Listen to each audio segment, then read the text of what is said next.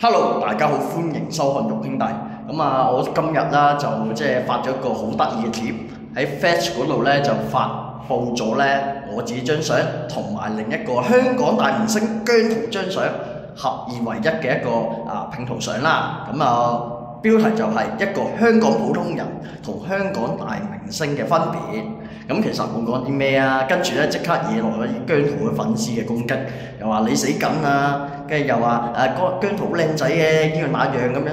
大佬，我都冇話姜濤靚唔靚仔，我冇同過佢比較過啲咩，就咁話一個普通人同一個大明星，你哋即刻自行腦補又話我想同佢比啊，又話你靚仔過佢咩咁樣諸如此類，但係實際上下面真係有人留言話我靚仔啲。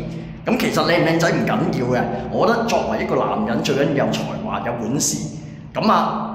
姜濤個樣我不言自評，其實客觀咧有好多人都話佢噶啦，死肥豬咁真係死肥豬啊嘛，係咪先？你好肥啊嘛，咁你作為一個藝人，你唔減肥，你對唔得住支持你嘅粉絲咧？咁如果因為呢個貼咧引發一啲對你嘅不滿嘅攻擊咧，其實都係鞭策緊你，係咪先？所以你要感謝我，係咪先？我發呢個貼引嚟嘅蝴蝶效應係咪先？真係靚唔靚仔喎？咁老實講，我覺得你唔夠靚仔嘅。咁我自己都唔係特別靚仔嘅，好老實講。但係如果兩者相比，咁有啲人都真係話我靚仔過你嘅，咁你係咪應該檢討下咧？係咪先？不過一樣問題咧，根本對我嚟講不成問題，係咪先？都係嗰句男人使鬼靚仔咩？最緊要你有才華，係咪先？你唱歌掂嘅，但係又唔係你人肥歌雞又冇賤，真係唔知你想點。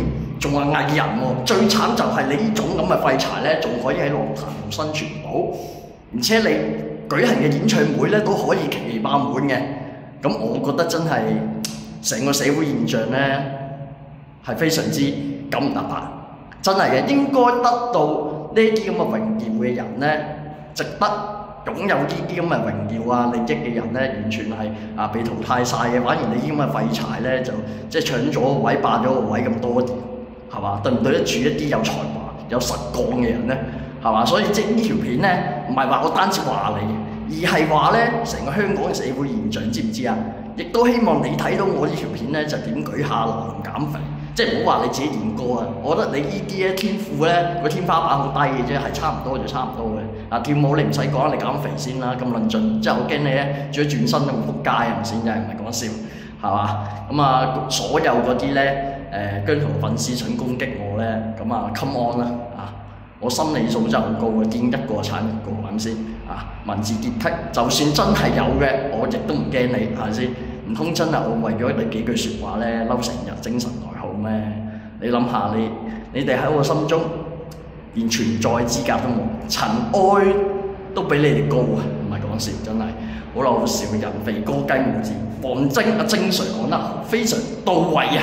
唔係講笑因為我唔係一個藝人啦，我不在五行中啦，亦都冇咩既得利益嘅。其實我就非常之客觀去陳述，我想陳述嘅事情嘅啫。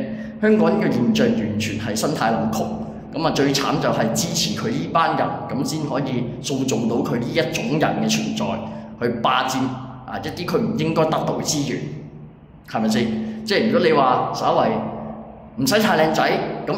佢唱歌，又或者佢跳舞，或者是但一發掂嘅，或者演戲掂嘅，可以去到嗰個 level 嗰個位置。